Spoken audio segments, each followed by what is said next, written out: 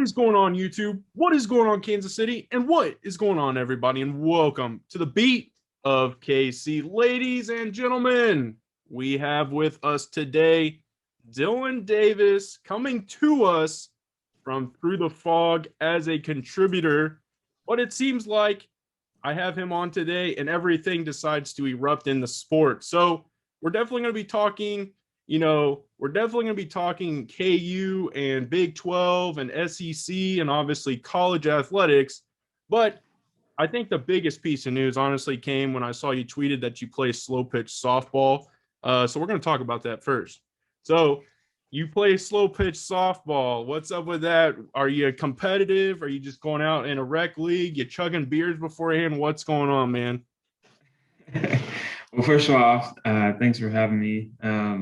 But yeah, slow pitch softball. I've been doing that since senior year, high school or freshman year of college. It's something to do that allows me to stay close to baseball without actually playing and having fastballs thrown in my head anymore. So it's a fun thing I do once or twice a week with guys, and there are some beers had Oh yeah. before and after. Occasionally I'll join a competitive league, but it's all for fun. That's what's up. That's what's up. I'm actually wearing I play slow pitch softball. I took this year off because the pandemic and we have a 2-year-old, but I was out at Mid America. I'm sure you're aware of that, especially being you right there. I was Mm. out at Mid America almost every single night, just hitting Yahtzees over the fence because that's fun. That's what's up. And out in Olathe, you got Black Bob. So yeah, I'm definitely very aware of the slow pitch softball community here in Kansas City, man. But before we dive too deep into this interview and we start amazing people with our knowledge, can you drop your Twitter handle and where they can find you at, and maybe talk to them a little bit about Through the Fog? Yeah, so everyone can find me on Twitter. It's Dillon Davis 3. It's spelled Dillon. And yeah, so I've been writing for Through the Fog for a little over a year now, I think. Really, I'm a fan like all of you guys. I just also happen to write. I do communications for a living, and the Through the Fog stuff as a kind of hobby to really just centralize my thoughts on KU and some of it.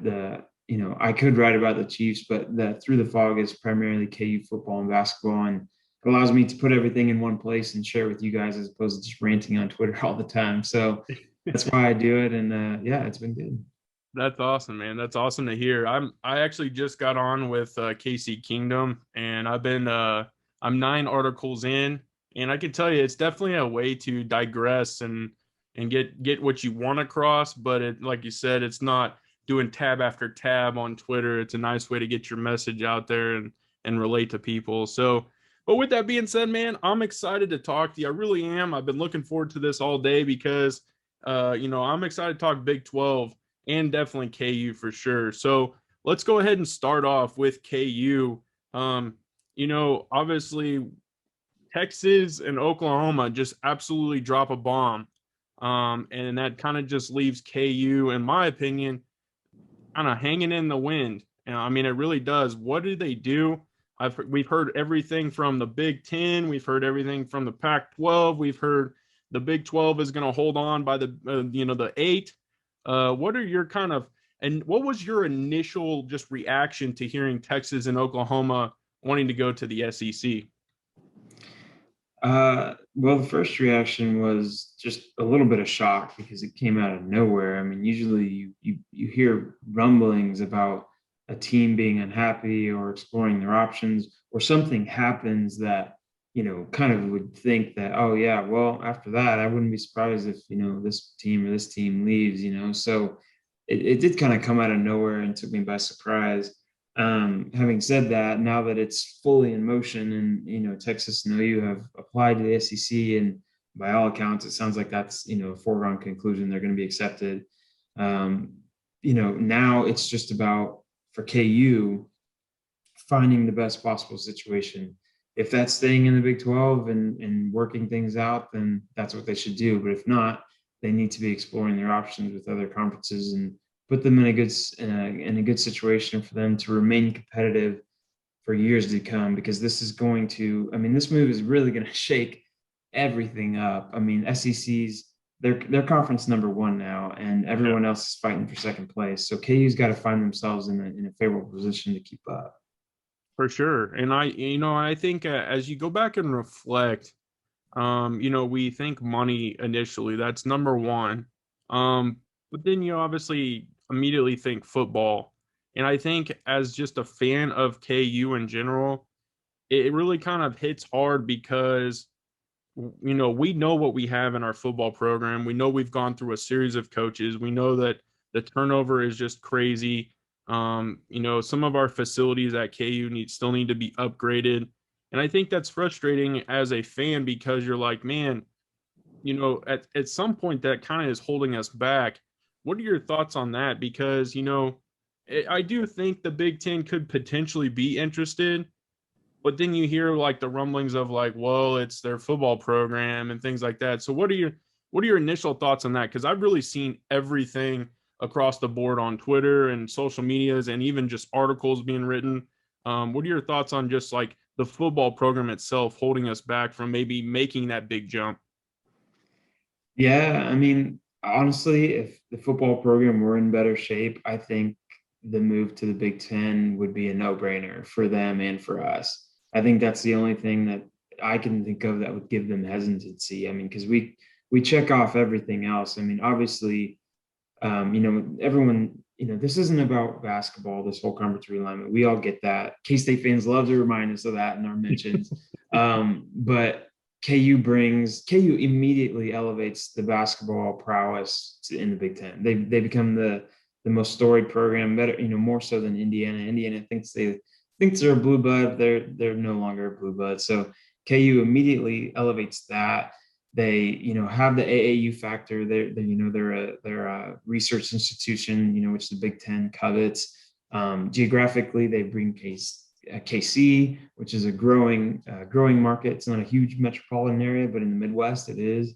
So you kind of expand your footing in that. So if it wasn't for football and the struggles, I honestly think we'd be a no-brainer. And it makes sense. KU's been searching for coach after coach after coach for 10 years now. I mean, we've gone through a handful of them and it just hasn't worked out. And it's because we've been preparing for this moment. Everyone's they're trying to get it right because they Yeah. knew this was going to happen once, eventually. And now KU's in a position where they don't look very attractive from a football standpoint. And that's the big money maker in college. And that's what's forcing this movement. So it's a hurdle to overcome for sure. And I think it is probably hurting them in terms of Big Ten and maybe some other conferences. And I like to counteract things at times, and I think that in a way, it honestly would be a good thing for KU to be added to the Big Ten and really drag, I hate to use that term, but drag them along in the football program. And the reason is because I immediately, when I heard this rumor, or even just me contemplating myself, I started thinking, how many times am I, if we were just the Big 12, everything stayed normal, how many times in my entire life am I going to get to see a Michigan come to Memorial Stadium by chance? How many times am I going to see Ohio State? I mean, the list literally goes on and on. Penn State, Wisconsin. Um, you know, there's a chance those schools could be coming to KU. And then I immediately started to think that could potentially be big time, media. There could be a way for players to see that as a way to get on TV and get a better representation.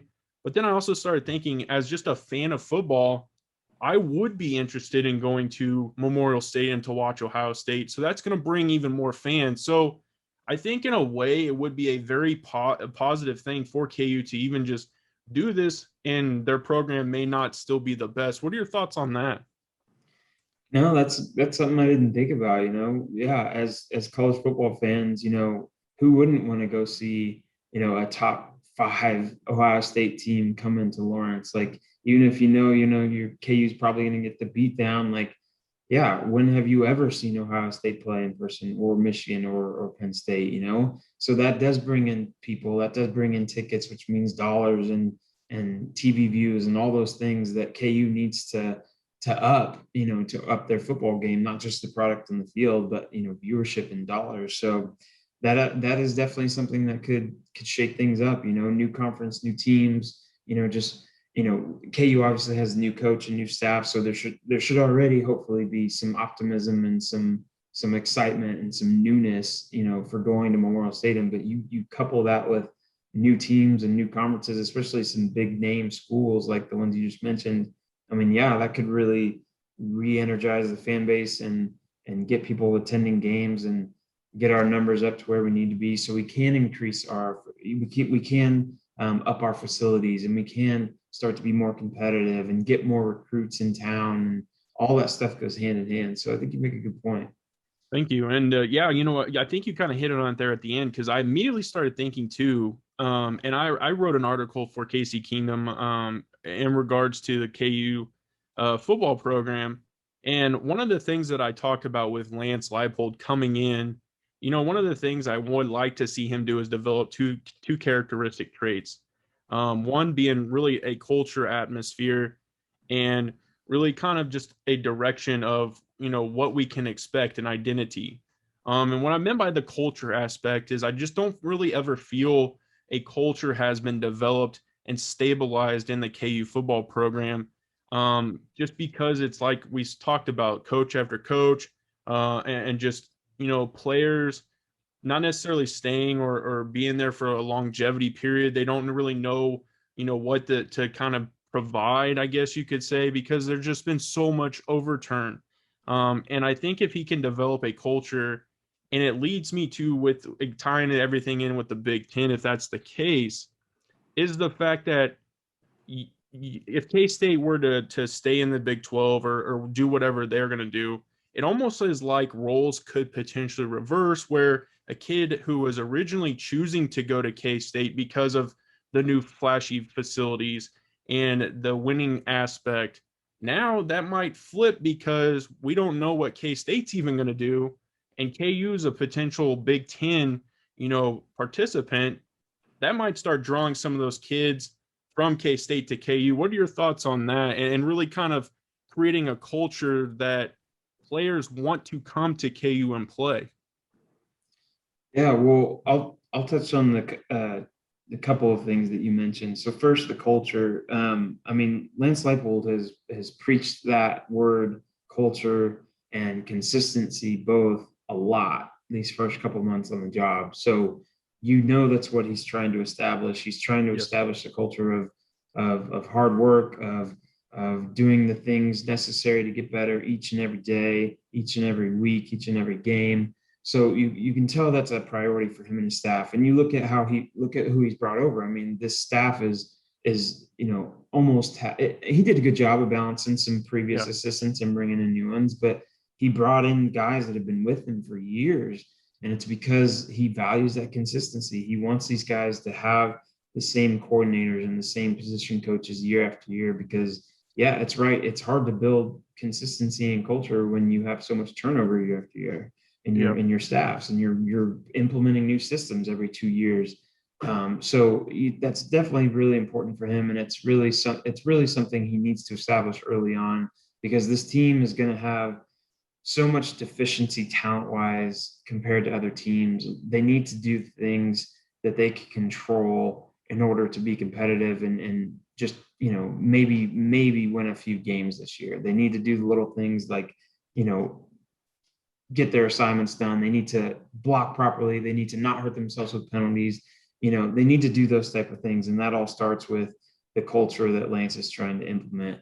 And to your second point with the Big Ten and how this could impact recruiting versus, local schools, especially, I think that's a really good point, that if KU in all the schools right now, the other 8, all of them are probably in limbo with what they're going to Yeah. do. And so any recruit deciding to go to any of these schools is like, well, what conference are you going to be in? I don't know if I want to commit to you if you're going to end up in the Mountain West in 2 years. I'm trying to play on ESPN. I'm trying to play on primetime. Like, so that makes a huge deal. And that's something I'm sure that these schools are thinking about in terms of recruiting for both Bill Self and Lance Leipold.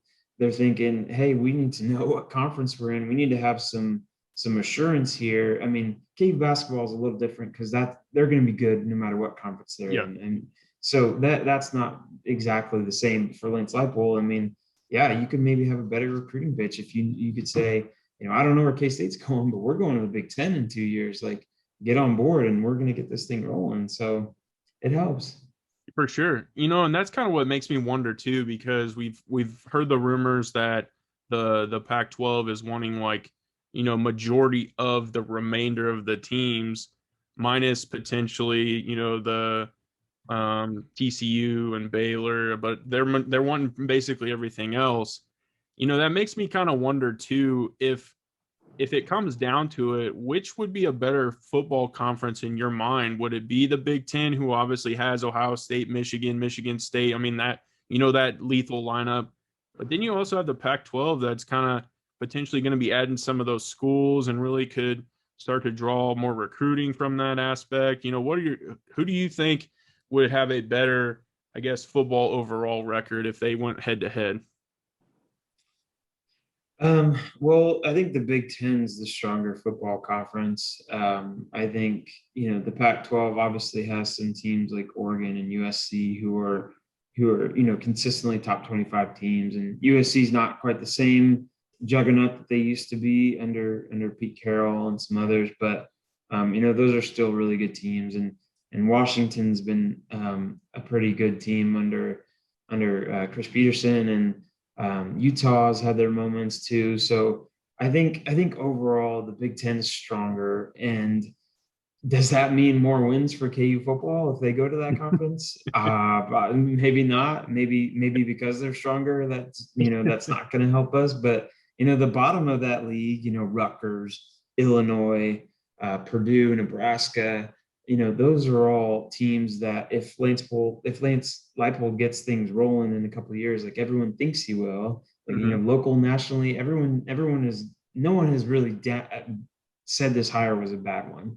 So Yeah, everyone's expecting big things. So if he gets this turned around like we all think he will, then in a couple of years, you should have no problem beating a team like Rutgers at home, or a team like Nebraska at home, or stealing a couple on the road. So even though the Big Ten is a stronger conference, I still think KU has some opportunities if they schedule a smart non-conference schedule. I think they can get to that bowl eligibility mark, which is really just the goal for them.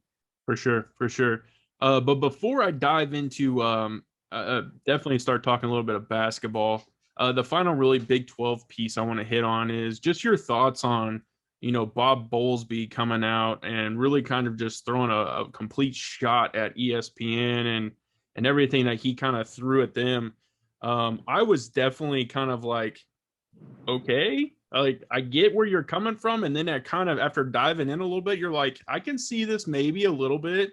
But what were your thoughts when you initially just heard what he said? And I mean, do you buy into it? Do you think it's true? But I mean, or what are your thoughts? I mean, at first I was like, wow, Bob, that's a bold move going after your media partner. I mean, this is the partner that is with you, for the next 4 seasons, and you're coming after him. So I mean, that's a bold thing to do, and they control your viewership. So um, I I want to believe that there's some merit to him doing that. I don't think he would just do this, especially for someone who has unfortunately seemed as complacent as he has for the last 10 years. I mean, that's part of the reason why we're in the situation we're in right now. Like, he Yeah, didn't see the OU and Texas thing happening, and he hasn't been proactive over these last 10 years. I mean, we've stuck with 10 teams, and maybe we could have added 4 to 6 and become a 16 team conference, but he's sat on his hands, and we're in the situation that we're in now. So it's kind of hard to believe that someone just as laid back and complacent as he's been controlling the conference is now all of a sudden trying to be Mr. Hero and going after the ESPN for poaching our two biggest, money drawers. So I'd like to think there's some validity to it. However, ESPN's come out and flat out denied it and said there is no merit to it. And we're not, there's nothing for us to cease and desist. So ESPN's not backing down either. And I think it's just a bold move on Bob's part. And I think it pretty much means that there's going to be no renewal of a contract, regardless of what happens with the conference. Once this is up and after the 2024-2025 season, I have a hard time believing ESPN's going to be inclined to do another $1 billion, TV deal or, internet digital media deal, whatever, with the Big 12 after all this. So I think that's relationship's kind of soured. And right now, I think it's just them both sticking their ground about this. And Bob Bowlesby is obviously doing this because he wants to retain his job. I'm sure he doesn't want to, no Big 12 means no Big 12 commissioner title for him. And he wants to ensure that he and the teams and the athletic departments are all getting their money that is owed to them by this deal. And that requires the conference staying together. So I understand why he's doing it, but I'm not sure it's going to help or change teams like KU or any of the other 8 from going and exploring their options. For sure. I kind of wondered if this was a writing on the wall type message.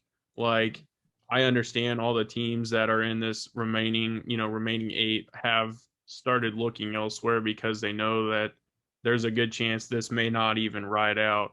And that this was his way of kind of like the last shot. I'm going out on top. And I'd be interested to see if they can hold it together and maybe create something else. But I kind of wondered if, behind the scenes, he's like, KU's going here, K State's going here, Iowa State's going here. Like, we just don't have any control over this anymore. And this was his way of kind of just the last shot. So it'll be interesting. I thought it was crazy. It comes out. This was kind of the start of the day of just epic events in just sports in general. I thought it was pretty funny too, but I do want to transition a little bit to basketball. Obviously we see how KU's basketball program finished out last year. Some people would say it was Bill Self's kind of toughest year as a KU basketball coach, trying to really coach up a young team and just the cohesiveness going through a pandemic as well.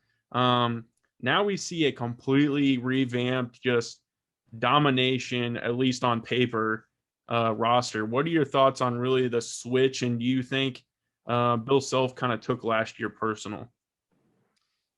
Yeah, I think that loss to USC is going to stick with the team for a long time. Especially the way they got beat. And he even made comments right after the game, like, we need guys that are longer and more athletic. And they go out and they get guys like Remy Martin and Joe Yesufu and Cam Martin and some others. And he's clearly on a mission to avenge that loss. That's for sure. And on paper, you're right. I think they did that. I mean, they filled all their positions of need. I don't know that there's any weakness or depth issues at any one position. I mean, maybe center, there's a big drop off if Dave McCormick comes off the court for some reason, injury or foul trouble. But the rest of them is pretty deep everywhere. And I think Bill really, really, to his credit, and what he needed to do was embrace this whole new transfer game. And recruiting is still going to be important, and he's still going to want to get the 5-star recruits. But I mean, this whole one-time rule thing, even without the COVID, the freebie, is going to open up things incredibly for from now on, especially for schools like KU and the big dogs who can, for their benefit, go and poach these smaller schools for their best players, and add them to this team. So his biggest thing right now is just getting them to mesh and getting them to learn how to play together. And the good thing is he has 4 or 5 starters returning, everyone but Marcus Garrett. So those guys have been together for 2-3 years and they know how each other works. And so it's just a matter of Remy Martin getting in there and learning how to lead the offense, and then Yesufu as well, and he's in, and a couple of these other young guys who haven't been here. So on paper, yeah, there's a reason they're a top 3 preseason team. I mean, they look like it. Yeah, I'm excited. I really am. I think when you just constantly we're seeing players drop off left and right, and there was even the chance Abaji was going to be gone, Jalen Wilson was going to be gone. It's like, holy smokes, like he literally just cleared house. And we really didn't initially see like everyone just flood into KU as quick as it was kind of the out going out. And so you're like, man, what is Bill doing? And then you start to see like you know the all just the players start to flood back to KU, and it was like, man, this is going to be exciting. I'm excited for Cam Martin. I've always been Thomas Robinson is my favorite KU basketball player of all time. And I'm definitely not comparing Cam Martin to that type of ability, but I think when you're talking about rocking a rim and just going in there and kind of playing with an attitude, and that's kind of what I'm hoping Cam can bring, but also being able to shoot it from downtown, I think will be excited. So I'm really excited to see Cam contribute. But I've heard from a lot of different people. I've interviewed a lot of people regarding KU saying that he might end up being a role player. What are your thoughts on Cam? Really, kind of, do you think he's going to get a decent amount of playing time, or do you think he's going to really kind of just fill a role? Yeah, that's a good question. I mean, he's the one player, the one transfer in my mind that kind of has the biggest question mark. Just because maybe it's just because of the nature of the school that he came from. I mean, I know he lit it up there under Jeff Boschee, but I think that it's hard to tell, and especially because I mean, Bill Self said he wanted to get longer and more athletic. Well, Mm-hmm. Cam's what 6'9", 6'10", can shoot it from three, which seems to be his mo. He doesn't seem to be a real bruiser down low like Yeah, like McCormick is, and like some other bigs that we've had in the past. But that's kind of how the game's trending now. Like the Morris twins, shooting it outside and shooting from deep and having a jump shot. That's kind of how the game is going. You need bigs who can do that and stretch the floor for the other guys. So I think Cam, I don't think he was brought on just to play 6 minutes a game. I think he'll get more than that. I think he'll be one of the first bigs off the bench. It's just a matter of can he play defense? Can yeah, he exhibit that toughness that we all know that Self likes and covets in his players, guards or big men? You got to show that you're tough and you got to play defense, or you're not going to play. So Cam's got to do more than show that he can just drain a couple of threes. But if he can do that, then I think he'll be right on there with the seventh, eighth guy on this team. So for sure, for sure. And I think it's just going to be incredible to see. I mean, the playing time that is going to be distributed, because I mean, you really do have a lot that is going to have to go around. Like you said, you got a bunch of returners coming back, and you got guys that are coming in that were used to playing a decent amount of minutes. So that's going to have to be distributed somehow. And I think that's going to be also good for the team, because the guys that are going to be playing are going to have to earn it, and they're going to definitely put that out on the practice court, where maybe last year there was, hey, you're probably the best of talents and here's a role and things like that. And I think this year you're actually going to see players earn spots and go out there and actually do some things. So I'm excited for the basketball season. I really am. And I think you know it's just going to be kind of a strange time too, because you're knowing that Texas is leaving, even though that they're going to be a decent basketball program. I really haven't paid too much attention to Oklahoma basketball this year, but Texas definitely went out and recruited well. They take Howard from us. They took Hootie a few years ago. Now she's up in UConn, I believe. Um, but yeah, I think Texas is going to be a pretty good rival. Baylor is going to be pretty solid again. So yeah, it's just going to be an interesting basketball year. But I've also kind of talked a lot about, as of late, if we were to switch up conferences, do you still think that said tournament like the Big 12 would stay here? Or if it goes to the Big 10, do you think that it would almost become like a rotational thing? Like I've seen it in Indianapolis, I've seen it in a few other places. Do you think that's something that we would lose out on? Yeah, unfortunately, yeah, I do. I think the Big 12 tournament would not be quite the same as it has been in the past few years, and it's been great. I mean, they put on a great show over there at Sprint Center and now T-Mobile Center, and it's really good for the city, and everyone shows up. I mean, KU K-State fans obviously show up. Iowa State, that I mean, that's like their whole season. It seems like showing up for that thing. That's their little vacation, you know. So Baylor, Texas, a lot of schools show up for that. And it's not that I don't think that some of the Big Ten schools wouldn't come. It's just, it would just be new to them. And Yeah, so I don't know if they would know enough about Kansas City to make the journey, other than the fact that KU has a huge Chicago alumni base.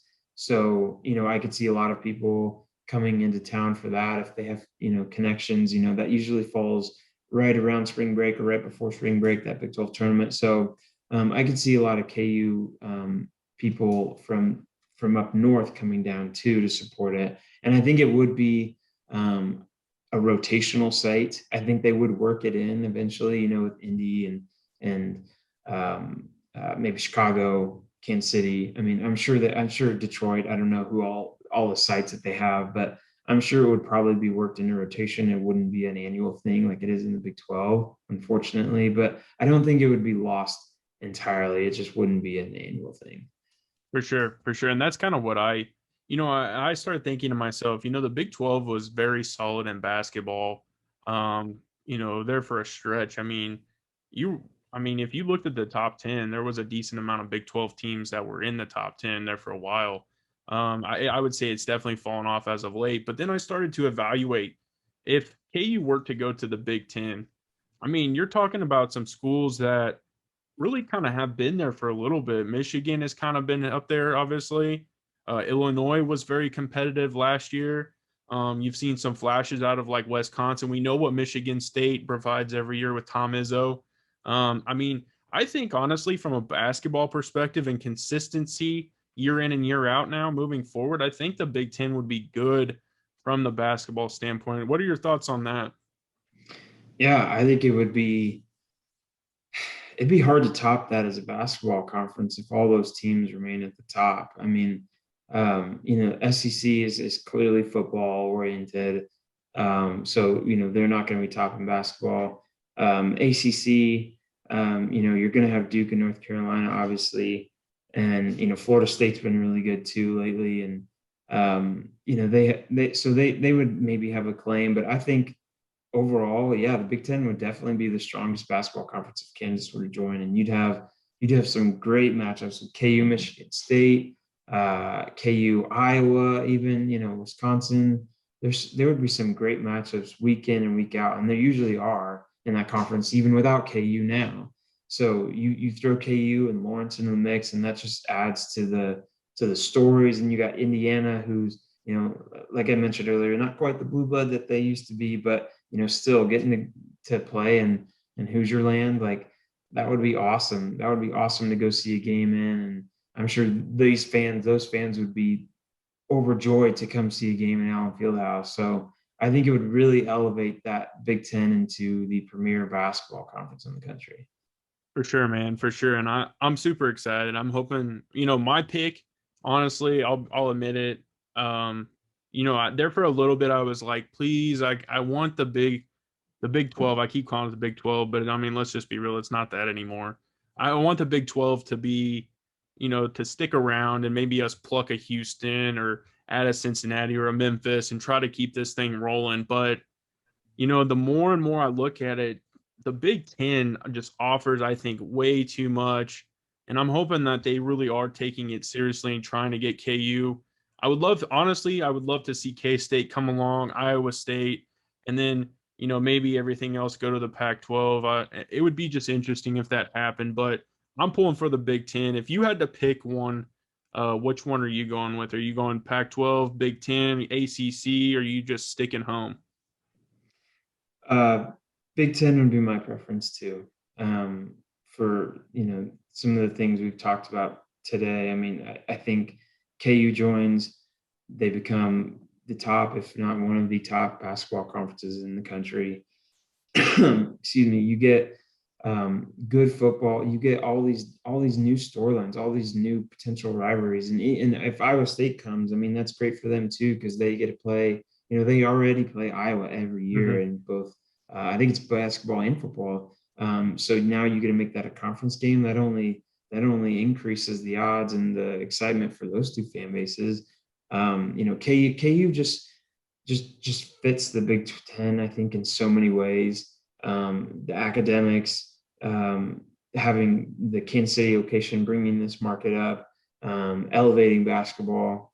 They just make so much sense. If the football program wasn't such a question mark, I honestly think it'd be a done deal, at least for Yeah. Iowa State and KU. I think those two teams would be a no brainer for them to add. Yeah. It's just, does KU bring value from a football sense? Not right now, but you know, even with that being said, they were third in the Big 12 in revenue Yeah. behind OU and Texas. And so they're not, you know, and football is still leading that surprisingly. So if you get, and that's with how bad we've been for the past 10 years, what's going to happen when we get back to being competitive like everyone, you know, is expecting us to under Leipold? I mean, you add that plus basketball, which is always going to be a money maker for KU in the conference. I mean, KU has a lot to offer, and Big Ten just makes a whole lot of sense for a whole lot of reasons. And I hope it happens. It's just a matter of when and if at this point. For sure, for sure. Well, Dylan, that was the end of the tough questions. Hopefully, these next few are going to be fun, exciting, and then we'll wrap this thing up. So, my first fun question is obviously, I see you graduated from the University of Kansas. How many how many basketball games did you attend? Because the next question I really want to know, but how many basketball games did you attend while you were in school? Oh man. Well, I was there for 4 years, and I definitely didn't go as much as I should have. You know, I let some stupid things like, you know, schoolwork get in the way. Um, but I'd say probably 30 games. I'd say 30. Ooh, okay, okay. Now my next question is, how many football games did you attend? Hey, I was not a fair weather fan. I and still not to this day. My friends and I, we tailgate, you know, 4 or 5 out of those 7 home games that we get. So I would say, you know, if we averaged about 6 or 7 home games a year for those 4 years, um, I'd say I probably went to half. I'd probably say 12 to 14 games. Yeah. Yeah, you know, that's awesome because I went to University of St. Mary in Leavenworth, and every chance I could, if KU had a home football game, I would definitely make my way up there just because the environment, and I say that loosely, the environment, but being able to meet other students and then go into the game and hang out and stuff, that was always a blast. So I definitely wanted to ask you how many football games you've been to, because I know you went to school there. Now, kind of switching a little bit of maybe the levels. You're a Chiefs fan, correct? Yes. Yeah. So, how many are you plan on attending any games this year? Yeah. So my friends and I, we always try to go to one big game as a group. We try to pick one. So I think we're still looking at the schedule and seeing what everyone's going to do. We got some of the friends are starting that stage of their life where they're having kids and toddlers, so it's a little tougher these days. But we're all trying to go to a game here probably in October. And I also am thinking of road tripping to the Titans game because I've been to Nashville and I loved it, and it's only an 8 hour drive Yeah, or less from Kansas City, so it's doable for a long weekend. So those are a couple. The Titans games for sure on my radar, and then maybe a couple others if the schedule works out. So hopefully at least 2 to 3 I'll be going to this year. that's awesome. That's awesome. Well, last year, unfortunately, we couldn't go. So I think a lot of people are going to be chomping at the bit. I went to a lot of games the years prior, like, Mahomes leading up, and it Mhm. was just unfortunate we couldn't go last year. So yeah, I'm super excited, and now we hear Rodgers is coming back. I mean, that game kind of started to die off, and now where he's back, it's like the amplitude of that game is just going up. And then the Browns, the home opener. I mean, come on, the Browns, holy smoke. So Yeah. yeah, I'm excited for the Chiefs season. And I'm just excited for what really is coming for sports here in Kansas City. Unfortunately, Danny Duffy's traded today. That hurts my heart. So I had to have a moment today. I stepped off Twitter and kind of, reflected in my thoughts about his Bears suit and his time pitching for the Kansas City Royals. But yeah, man, that one was tough for me. Did you kind of have to take a moment? Were you excited that he got traded? Were you kind of upset? What were your thoughts on that? Yeah, I was more happy for him than sad for us. Yeah, Just because, he helped get us that ring, and he was there through the pennant runs, and he's dealt with a lot of adversity. I mean, he's been hurt. That's not been a secret. He's been hurt a lot. And now, he's at the point where in his career where, I'm not sure how many years he has left as a starter or even, out of the bullpen. So for him to get to go to the Dodgers in California, where he's from and grew up, I mean, to finish his career possibly and go make a run at another ring, I mean, I couldn't be more happy for him. He gave everything to the Royals, and yeah, no regrets there for what he did for us. for sure. And I think that's why it's so tough for me is just the fact that he was so embedded in the community and, really kind of when he was on Twitter, he was always engaging with the fans and people would, message him. I've seen him multiple times down on the plaza.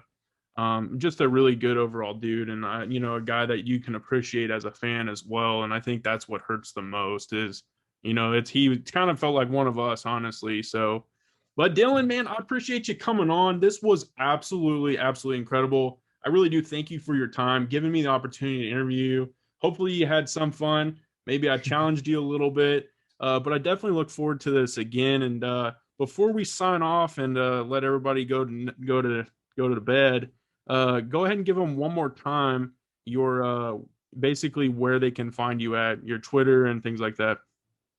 Yeah. Well, thank you again for having me. This was a blast. I had a lot of fun. Awesome. You all can find me on Twitter, Dillon Davis 3, spelled Dillon. And I'm a contributing writer for throughthefog.com, a fan sided, so you can find my work there. Definitely head over there, guys. Through the Fog honestly puts out some amazing content. It's definitely, if you're a KU fan, head over there. You get a lot of great information, seriously, and definitely follow Dylan.